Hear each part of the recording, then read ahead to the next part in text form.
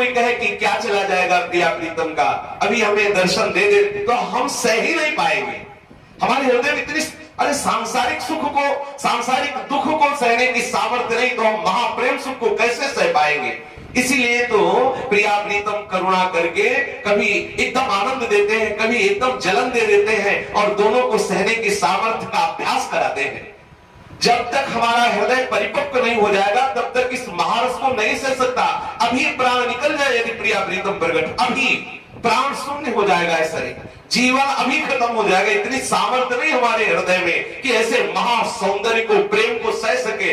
इसलिए सेवक जो महाराज ने कहा, सहत सहत बाढ़े भगति करे तन गुरु हित गार। धीरे धीरे कृपा करके सहाते सहाते हृदय को इतना परिपक्व करते रहते हैं कि जैसे पहले भजन करते थे तो आनंद मिलता था, अब भजन करते हैं तो आनंद नहीं मिल पा रहा। क्यों? क्योंकि अब इतनी खुराक बन गई कि और बढ़े तब आनंद लगे।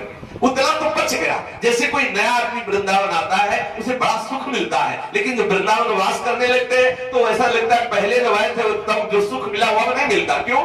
क्योंकि अब वो हमारे समतुलता में आ गया हृदय की। अब और बढ़ के मिले तो पता चले उतना तो बराबर हो गया।